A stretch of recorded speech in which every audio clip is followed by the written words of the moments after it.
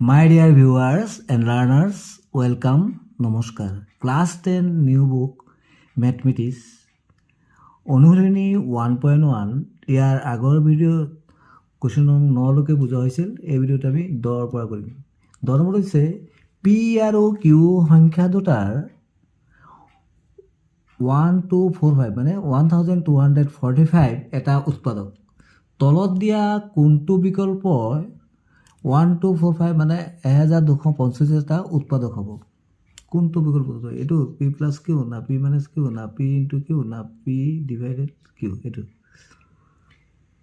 কোনটো হতে? ইয়াত আকৌ দিছে বিকল্পটো 1 কেৱল 3, কেৱল 1 and 3, কেৱল 1 2 3 বা আটাইকেইটা। কোনটো হ'ব? এইটো একচুৱেলি এনচাৰটো হ'ব, এইটো হ'ব চি, কেৱল 1 2 3, এই তিনিটাই হ'ব। 1 2 3 কিদৰে হৈছে মই বুজাই দিছোঁ। আমাক দিছিলে যে পি আৰু কিউ সংখ্যা দুটাৰ 1245 এটা উৎপাদক। যিহেতু পি আৰু কিউৰ সংখ্যা দুটাৰ উভয়ৰেই 1245 এটা উৎপাদক, এতিয়া আমি ধৰিলোঁ বা লেট পি ইকুৱেল টু 1245, তাৰ লগত আমি ইনটু এন ধৰি লৈছোঁ, তাৰমানে এমটো এটা পূৰ্ণ সংখ্যা মানে হোল নম্বৰ। আৰু কিউ ইকুৱেল টু ধৰিছোঁ 1245 লগত আমি এন পূৰণ কৰিছোঁ, এনো এটা হোল নম্বৰ বা পূৰ্ণ সংখ্যা। তেনেহ'লে আমি এইটো বিভাজ্য কিনা চাই লওঁ। পি প্লাছ কিউ মানে কি? পি মানে কিমান আছিলে? 1245 ইনটু ইয়াৰ লগত এম আছে, আৰু কিউ মানে 1245 ইয়াৰ লগত কি আছে? এন আছে। তো ইয়াত কমন কি যায়? 1245 ইয়াত কি থাকিলে? M plus N. তো আমি দেখিলোঁ যে 1245 এইটো বিভাজ্য, মানে 1245 যদি তলত ডিভাইড কৰোঁ, এইটো বিভাজ্য, কটাকাটি যাব। তাৰমানে পি প্লাছ কিউটোতো হ'বই। এতিয়া পি মাইনাছ কিউৰ ক্ষেত্ৰত এইটো চাওঁ, এইটো হয়নে?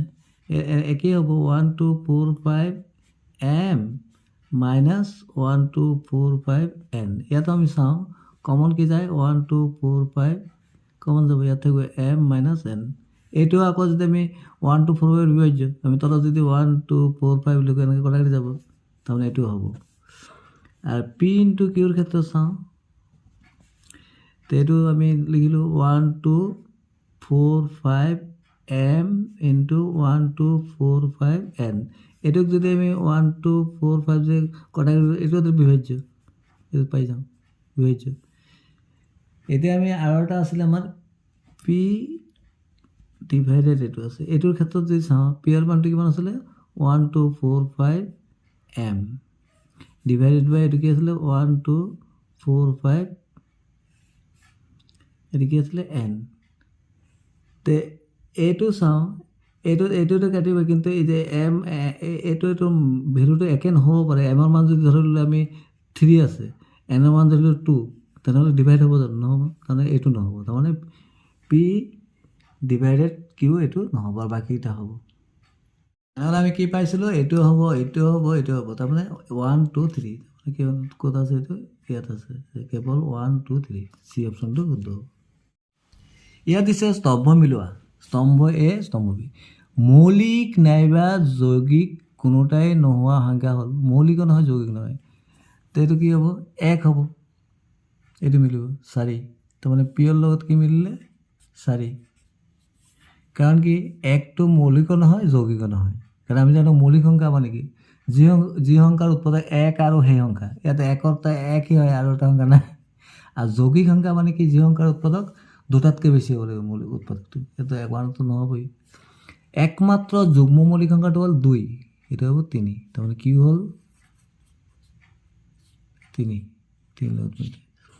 তাৰপিছত 12 15 21ৰ গসাউ কিমান হ'ব? এচেপ কিমান হ'ব?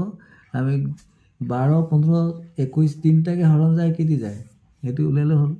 3 দি 3 4 গুণ 15 ক 3 5 গুণ 15, 21 ক 3 7 গুণ, মানে কি 12 15 21ৰ সাধাৰণ এটা উৎপাদক কিমান হ'ল? 3। তেনেহ'লে আৰৰ লগত কি মিলিব? 3, এইটো 2। তো আৰ মিলিলে কিমান? 2। আৰু 2 আৰু 9 লসাগু, এই দুটাই ইয়াৰ উৎপাদক 2 আৰু 1, এইটো 3 হ'লে কি হ'ব? এইটো পূৰণফল, 9 2 18 হ'ব।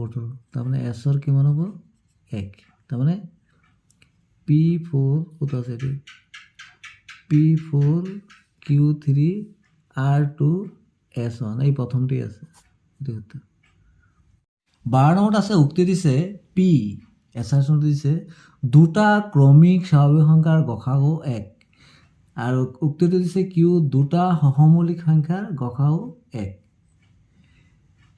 এই দুটাই শুদ্ধ আছে পি সত্য এইটো কি হ'ব পি আৰু কিউ দুটাই সত্য কিদৰে হ'ল মই বুজাই দিছোঁ ইয়াত দিছিলে দুটা ক্ৰমিক স্বাভাৱিক সংখ্যাৰ গসাগু 1 এতিয়া আমি ধৰি লৈছোঁ এটা দুটা ক্ৰমিকটো এটা 2 ধৰি লৈছোঁ আৰু 3 লৈছোঁ তো দুটা ক্ৰমিক স্বাভাৱিক সংখ্যাৰ গসাগু কিমান 2ৰ উৎপাদক কি 2 × 1 আৰু 3ৰ উৎপাদক কি 3 × 1 তো কমন কি হ'ল 1 হ'ল তেনেকৈ সত্য তাৰপিছতো দিছিলে দুটা সহমৌলিক সংখ্যাৰ গসাগু সহমৌলিক মানে কি যেনেকৈ আমি 13 নম্বৰতে আছিলে দুটা ধনাত্মক অখণ্ড সংখ্যা পি আৰু কিউ এনেধৰণেৰে প্ৰকাশ কৰিব পাৰি পি = a² আৰু কিউ = a² b য'ত a আৰু b মৌলিক সংখ্যা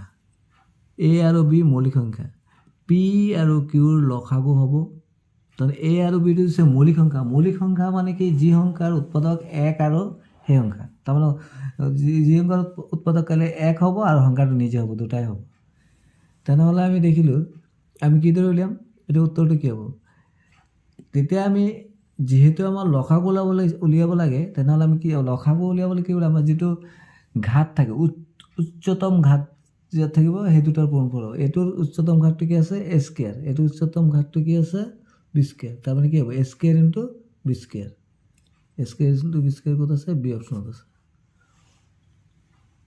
14 নম্বৰ আছে p = 119 q = 462 r = 105 s = 2310 সংখ্যাকেইটাৰ বাবে শুদ্ধ বিকল্পটো বাছি উলিওৱা য'ত পি কিউ আৰ আৰু এছ সিহঁতৰ প্ৰতিটো মৌলিক উৎপাদকৰ সংখ্যা সাপেক্ষে ঊৰ্ধ্বক্ৰমত আছে তাৰমানে আমি এইকেইটাৰ মৌলিক উৎপাদক উলিয়াব লাগিব তাৰপিছত কাৰ কিমানটা মৌলিক উৎপাদক আছে তাৰপিছত আমি ঊৰ্ধ্বক্ৰমত মানে সৰুৰ পৰা ডাঙৰলৈ সজাব লাগিব ইয়াত পি দিছিলে 119 কিউ দিছিলে 462 আৰ দিছিলে 105 এছ দিছিলে 2310 মৌলিক উৎপাদক এইটো উলিয়াই ল'লোঁ 119 462 আৰু এইটো 105 আৰু এইটো 2310 আমি পি 119 দিছোঁ ইয়াত কিমান পালোঁ 7 × 17 এই দুটা পালোঁ ইয়াত 1 2 দুটা আৰু 462 পালোঁ 2 × 3 × 7 × 11 তো কেইটা এটা দুটা তিনিটা চাৰিটা আৰ 105 পালোঁ তিনিটা 1 2 3টা তাৰপিছত 2310 পালোঁ 1 2 3 4 5টা 2 × 3 × 5 × 7 × 11 5টা ঊৰ্ধ্বক্ৰম মানে সৰুৰ পৰা ডাঙৰ যাব লাগে প্ৰথমে 2 হ'ব তাৰপিছত 3 হ'ব ইয়াতকৈ ডাঙৰ তাৰপিছত 4 ইয়াতকৈ ডাঙৰ তাৰপিছত শেষত 5 তাৰমানে 2 কাৰ আছিলে পি তাৰপিছত 3 আছিলে কাৰ আৰৰ 4 4 কাৰ আছিলে কিউৰ তাৰপিছত এছৰ হ'ল 5টা তাৰমানে পি আৰ কিউ এছ এইটো হ'ব আমি পাইছিলোঁ ঊৰ্ধ্বক্ৰমত পি আৰ কিউ এছ ক'ত আছে এইটো পি আৰ কিউ এছ এই বিটো আছে এইটো শুদ্ধ হ'ব 15 হৈছে উক্তি এ 3 আৰু 10ৰ সহমৌলিক সংখ্যা 3 আৰু 10টো সহমৌলিক সংখ্যা সহমৌলিক মানে যাৰ উৎপাদক মানে কমন যিটো ফেক্টৰ এক হ'ব তো 3 উৎপাদক 3 × 3 আৰু 10 এটা একই হ'ব তাৰপিছত ঠিকই আছে যুক্তিটো দিছে এ আৰু বি সহমৌলিক হ'ব যদি সিহঁতৰ 1ৰ বাহিৰে কোনো সাধাৰণ উৎপাদক নাই হয় 1 আৰু 1ৰ বাহিৰে আৰু যদি সাধাৰণ উৎপাদক নাথাকে কমন ফেক্টৰ নাথাকে সেইটোৱে হ'ল এই তাৰ দুটাই শুদ্ধ তো এইটো কি অপশ্যন দিছে এ আৰু দুইটাই সত্য যুক্তি আৰ উক্তি এ ৰ শুদ্ধ ব্যাখ্যা কৰে এটি শুদ্ধ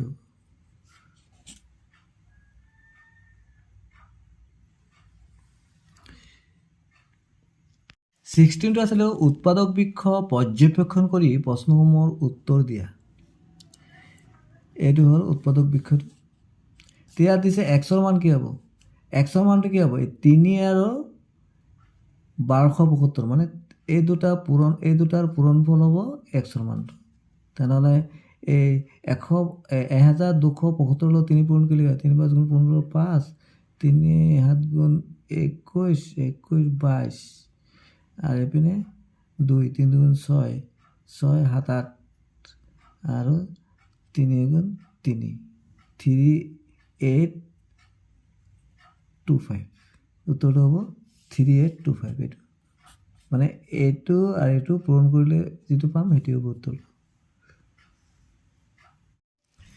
ৱাইৰ মান ৱাইটো ইয়াত আছে তাৰমানে কি এই দুটাৰ পূৰণফল এইটো দিছে তাৰমানে কি ৱাইটো উলিয়াবলৈ কি কৰি ল'ব 425ক আমি 85ৰে হৰণ কৰি দিব লাগিব 425ক আমি 85ৰে হৰণ কৰিলে কিমান পাওঁ